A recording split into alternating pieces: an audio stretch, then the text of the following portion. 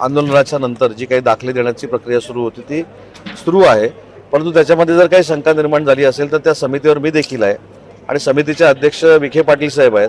ते विखे पाटील साहेबांशी मी आताच चर्चा करेन, आवश्यकता भासली तर माननीय एकनाथ शिंदे साहेबांची चर्चा करेन, देवेंद्रजी फडणवीस साहेबांची चर्चा करेन आणि याच्यातनं आम्ही अपेक्षित असलेला मार्ग काढू. जात वैधता प्रमाणपत्र मिळालेलं नाही आहे त्यांना, कास्ट सर्टिफिकेट मिळालं पण ती व्हॅलिड नाही झालं. मी तेच सांगितलं, तेच मी सांगितलं की कास्ट सर्टिफिकेट मिळाल्यानंतर जात वैधता प्रमाणपत्र जे पाहिजे ते मिळालेलं नाही अशी शंका जर मनोजदादांची असेल किंवा तसं काही झालं असेल तर त्या संदर्भात मी स्वतः समितीचा सदस्य आहे.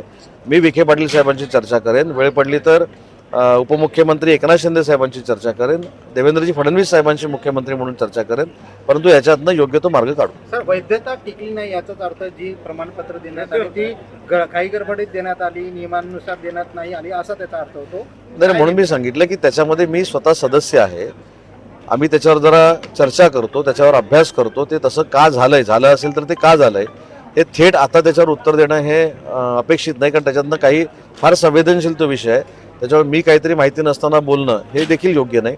मी या सगळ्या प्रकरणाची चौकशी करतो, त्याच्यातनं माहिती घेतो, विखे पाटील साहेबांशी बोलतो आणि मुख्यमंत्री आणि उपमुख्यमंत्र्यांशी देखील बोलतो. सर, नाशिकच्या एकूण उत्पन्नामध्ये MIDCचा वाटा 43% आहे, तर इथल्या उद्योजकांनी असं सांगितलंय की मागच्या कित्येक काळापासून आम्ही चांगल्या रस्त्यांची मागणी करतो, मुंबई नाशिक खराब रस्ता, नाशिक इंटरनल खराब, MIDC खराब, तर आम्ही गुजरातमध्ये स्थलांतरित व्हावं का? ते असं कोणी सांगितलं? उद्योजक संघटनेने सांगितले.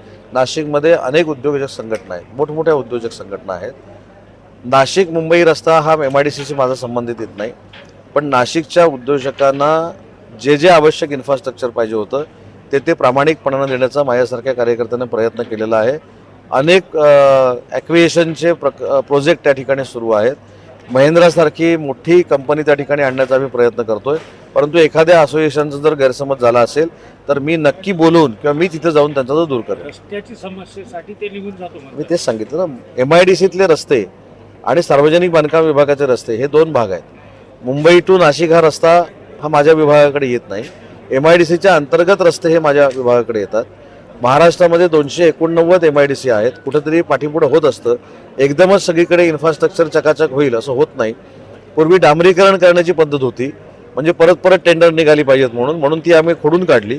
तिथं आता कॉन्क्रिटीकरणाचे प्रस्ताव आम्ही घेतो आणि मंजूर करतो.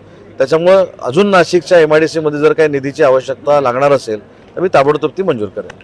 सर्वोच्च न्यायालयामध्ये कपिल सिब्बलाने आपली बाजू मांडलेली आहे, जोरदार युक्तिवाद झालेला आहे. त्यानंतर काही कायदेतज्ञांच्या प्रतिक्रिया आलेल्या आहेत की ठाकरे गटाकडून निकाल लागू शकतो सर्वोच्च न्यायालयाचा. सर्वोच्च न्यायालयामध्ये एखादी याचिका चालू असताना बाहेर कोणाच्या बाजूने निकाल लागणं किंवा लागतो हे बोलणं हे कदाचित त्या न्यायालयावर दबाव आणण्यासारखं देखील असू शकतं. आणि काही लोक जे बोलतात ते काही लोकांचे मला माहितीच ती नावं, मी त्याच्यावर काही बोलत नाही.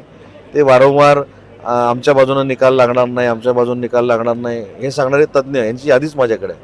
त्याच्याबद्दल मला अजिबात बोलायचं नाही, पण मी कायदा आणि लोकशाही मानणार आहे.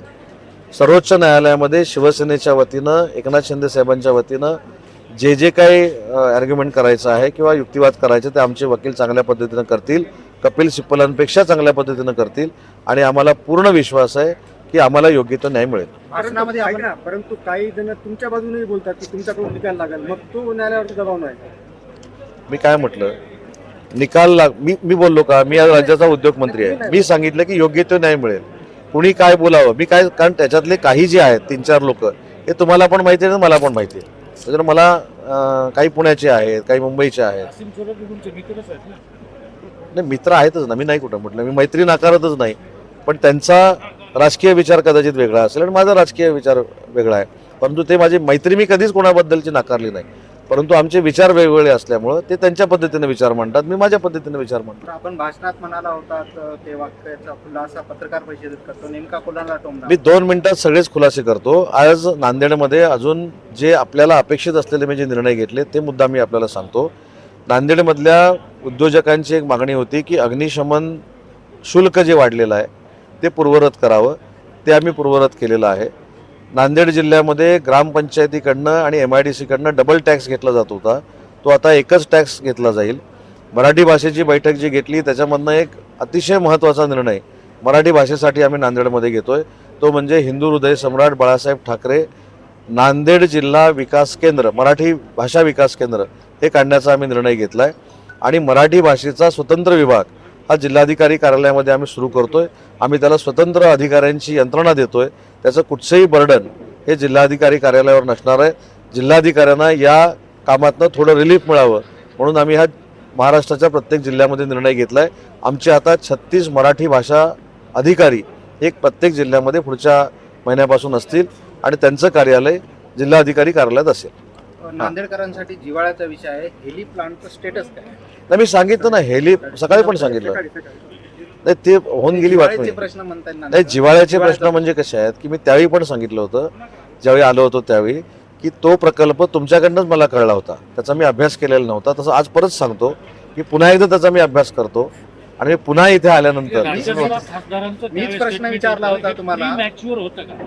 म्हणजे त्यावेळी राज्यसभा खासदारांचं statement कोण आणि मी हेच उत्तर दिलं होतं की मला अजून ते माहिती नाही आहे. Let me clear. नंतर राज्यसभा खासदार जे आहेत अशोक चव्हाणांनी, त्यांनी तो फोटो जो MOU साईन केला होता तुम्ही आणि मुख्यमंत्र्यांच्या उपस्थितीत हेली प्लांट कंपनी सोबतचा, ते असं तो फोटो म्हणाले त्यांनी की तुम्ही पेपरला छापून विसरला आणला आणि तुम्ही विसरला. मी विसरला असेल ना, पण झालाय का प्लांट अजून, त्याच्यामुळे तो का झाला नाही आता त्याची माहिती घेतो. ते म्हणूनच विचारतो, स्टेटस काय आहे? काही सुरुवात आहे, काही पाईपलाईन मध्ये आहे, होणार आहे? आता मला असं वाटतं की मी मराठी भाषेचा पण मंत्री आहे. माझ्या एका वाक्यातच तुम्हाला कळलं असेल की परत त्याची पुन्हा एकदा मी माहिती घेतो आणि परत आल्यानंतर तुम्हाला सांगतो. Yes. Okay, thank you.